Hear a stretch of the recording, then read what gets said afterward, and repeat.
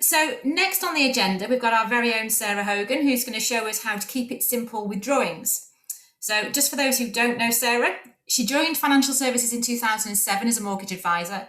Since then, she's won numerous awards and has been named in the Financial Times top 25 female financial advisors in the country. She's a chartered fellow of the PFS, and she runs a company with around 20 staff and 3 offices, which have doubled in size in the 3 years since she took over. She's set up Open Work's Women in Financial Advice Conference, which is now in its 3rd year. She's the chair of the Open Work Foundation Fundraising Committee, obviously MDRT UK chair, and she's spoken at the Humans Under Management Conference, as well as multiple other events, podcasts and panels. She's trained advisors all over the UK. She's a bit of a cash flow buoyant guru. She's part of Strategic Coach, and she's mum to Sophie and Lucy, 9 and 6, and a crazy kitten called Princess, who you may have seen on social media. She absolutely loves life, loves the industry, loves MDRT, and is generally a bit nuts and a bit of a force to be reckoned with. So over to you, Sarah. Thanks for that intro, Carla. So yeah, I mean, anybody that's been in any sort of meeting with me, whether it's clients, a peer group meeting, sat in a bar or whatever, you know, I'm a drawer. I like to keep things very simple. And, you know, the stuff that I'm going to show you today, we use with clients, and the amount of times, particularly with this first one, with the shapes, that clients will come back for their annual planning meeting and go, I remember that thing you did with the shapes, you know, so keeping it simple, sticking it in people's heads. Some of my team are on the call today. They will have seen these numerous times. So yeah, you know, apologies, but it's always good for a refresher. So I'm going to show you a couple of things that ultimately that I use with clients, and hopefully be able to share my iPad. So let's have a go.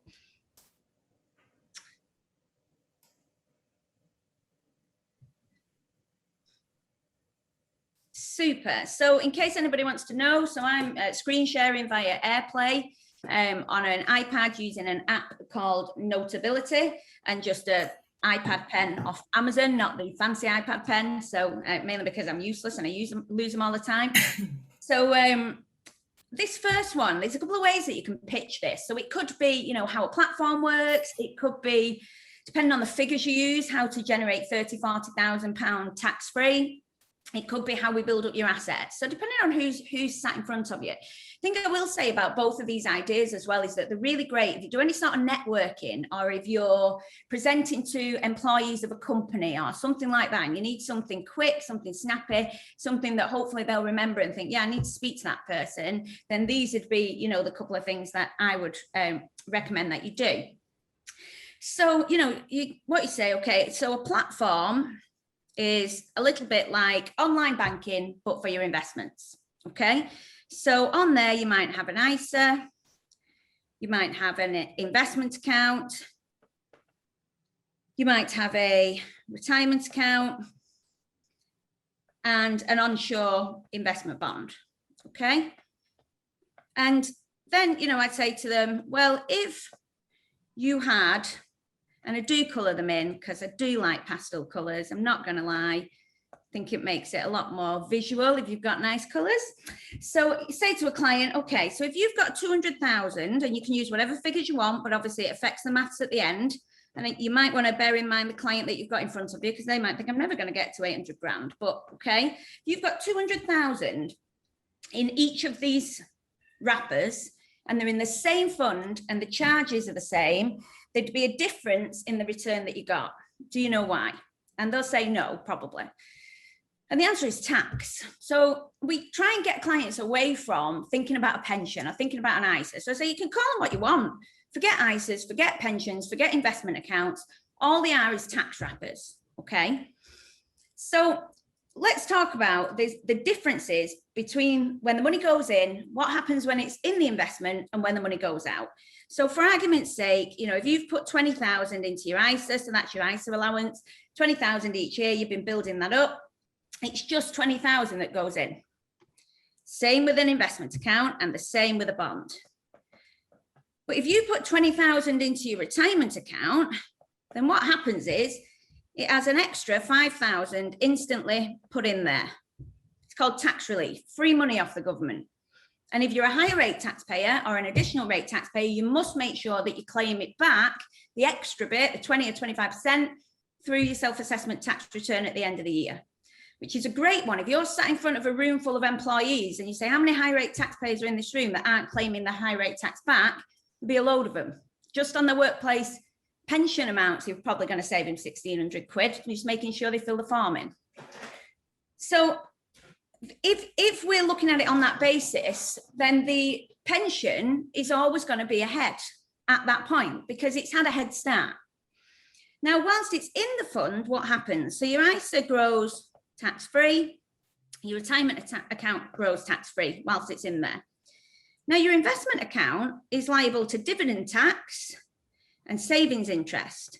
So you have a £2,000 allowance for dividend and up to £1,000 against savings interest. So depending on what the returns are, where your money's invested, etc., in theory, there might be a little bit of tax to pay. And with a bond, onshore bond, pays something called life fund tax within the fund, which satisfies basic rate tax. But there's other reasons why you do a bond, which we'll come back to later on. But whilst it's in there, in theory, if everything else is the same, the pension's going to be ahead, the bond's probably going to be the furthest behind. But then what happens when the money comes out? Well, with an ISA, income and capital is tax-free, okay? So you can take whatever you want out tax-free. But we're trying to generate an income at financial independence here. So you might want to work on something that we call the safe withdrawal rate, okay? And what's that? Well, it's the amount that you can take out, or in theory, you can take out without eroding the capital. So your safe withdrawal rate, there's always a figure knocking about of about 4%, but it's a little bit more complicated than that. It depends where you're invested and numerous other things. But we'll use, for the purpose of this, we'll use 4%. So in theory, on a 200 grand pot, you could get £8,000 out without worrying too much. With an investment account, that's liable to capital gains tax. So under current rules, you can take 12,300 of the growth, and again, a little bit more complicated, but of the growth, without you paying any tax, assuming you're not using the allowance anywhere else. A retirement account or a pension, a little bit different again. So you get a 25% lump sum. So let's say you take that 50K out, for argument's sake, you pay off your mortgage, you buy a car, do home improvements, whatever you're going to do with it. And under current rules, you've got a personal allowance of 12,570 that you can earn before you pay any tax, assuming you've no other income elsewhere. And with a bond, you can take 5% of whatever you've invested back as a return of capital. So for argument's sake, let's say you've put 150 grand in. So you could take, without worrying too much, and it's cumulative, you could take 7.5 out. So realistically, if you've got enough money in the right places, then if we add all that up, that means in theory, you could take £43,370 per annum completely tax-free. My job is to make sure that you've got enough money in enough wrappers at financial independence to be able to utilise this strategy. Is that something you'd like me to do for you? Okay, that's the first one. Goes down an absolute treat. They're not going to say no, are they? Well, you hope. Second one, really quick one, and a few of you will have seen this. I actually did this at UK Day a few years ago when it was a minute to win it, and I'll name no names, but I got marked down for going 15 seconds over. But we'll give it another go. I don't know if I'll get it under a minute today either, but still. So again, great one. Learning, earning, yearning. So everybody's zero when they're born. And let's say you're going to live until you're 80. Now we know actually that it could be longer than that. And you want to retire at 60, okay? Now from 0 to 20, we're going to say that's your learning phase. So you're at school, you're at college, you're at university. Not really earning. From 20 to 40 and 40 to 60, that's when you're working. And when you're working, what you're going to want is a pay packet every month. So that's 12 pay packets a year, 20 years working, that's 240 pay packets. And let's say you save 5% into something. Don't care what it is. We just talked about tax wrappers, ISAs, pensions, buy-to-let properties. I'm not bothered. And you can use whatever figure you want there. You could use 8% with auto-enrollment. Depends who you're speaking to. That means you've saved 12 pay packets. From 40 to 60, you're going to want a pay packet every month, 12 pay packets, 20 years.